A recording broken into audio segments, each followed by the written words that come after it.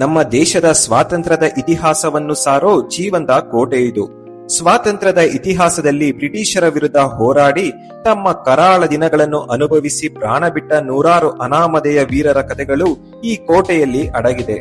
ಬಳ್ಳಾರಿ ಕೋಟೆ ಇತಿಹಾಸದಲ್ಲಿ ಕೇವಲ ಯುದ್ಧ ಮತ್ತು ರಾಜರ ಆಳ್ವಿಕೆಗೆ ಮಾತ್ರ ಸೀಮಿತವಾಗದೆ ಇದರ ಹಿಂದೆ ಹಲವು ರಹಸ್ಯಗಳು, ವಿಲಕ್ಷಣ ನಂಬಿಕೆಗಳು ಮತ್ತು ಇತಿಹಾಸದ ಪುಟಗಳಲ್ಲಿ ಅಚ್ಚರಿಯಾಗಿ ಉಳಿದುಕೊಂಡಿದೆ.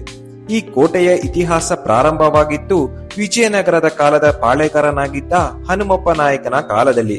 ನಂತರ ದಿನಗಳಲ್ಲಿ ಈ ಕೋಟೆಯನ್ನು ವಶಪಡಿಸಿಕೊಂಡ ಹೈದರಾಲಿ ತನ್ನ ರಕ್ಷಣಾ ವ್ಯವಸ್ಥೆಯನ್ನು ಮತ್ತಷ್ಟು ಬಲಪಡಿಸಿಕೊಳ್ಳಲು ಫ್ರೆಂಚ್ ಇಂಜಿನಿಯರ್ನ ಸಹಾಯದಿಂದ ಮತ್ತಷ್ಟು ವಿಸ್ತರಿಸಿದನು. ಈ ಕೋಟೆಯ ವಿನ್ಯಾಸವೇ ರೋಚಕವಾದದ್ದು. ಶತ್ರುಗಳನ್ನು ಕತ್ತಲೆಯಲ್ಲಿ ದಿಕ್ಕು ತಪ್ಪಿಸಲು ಸುತ್ತು ಬಳಸಾದ ಕಿರಿದಾದ ದಾರಿಗಳು ಮತ್ತು ರಹಸ್ಯ ಕಂದಕಗಳನ್ನು ಆಗಲೇ ನಿರ್ಮಿಸಿದ್ದರು. ಇನ್ನು ಸೈನಿಕರ ದಂಡು ವಾಸಿಸಲು ಬ್ಯಾರೆಕ್ಗಳು, ಯುದ್ಧ ಸಾಮಗ್ರಿಗಳನ್ನು ಸುರಕ್ಷಿತವಾಗಿಡಲು ಭೂಗತ ಆಯುಧಗಾರಗಳು, ಸೈನಿಕರಿಗೆ ನೀರಿನ ಕೊರತೆಯಾಗದಂತೆ ಕಲ್ಲಿನಲ್ಲೇ ಆಳವಾದ ತೊಟ್ಟಿಗಳು, ಬಾವಿಗಳು ಮತ್ತು ಅದ್ಭುತವಾದ ನೈಸರ್ಗಿಕ ಚರಂಡಿಗಳ ವಿನ್ಯಾಸ ಒಂದು ಕ್ಷಣ ರೋಮಾಂಚನಗೊಳಿಸುತ್ತದೆ.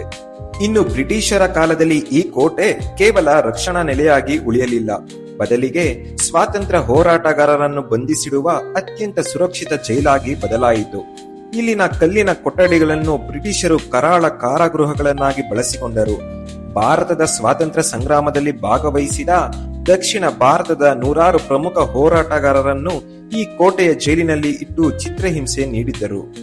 ಇದಲ್ಲದೆ ಈ ಕೋಟೆಯನ್ನು ಅಂತಾರಾಷ್ಟ್ರೀಯ ಮಟ್ಟದ ಯುದ್ಧ ಕೈದಿಗಳ ಶಿಬಿರವಾಗಿ ಬಳಸಿದರು.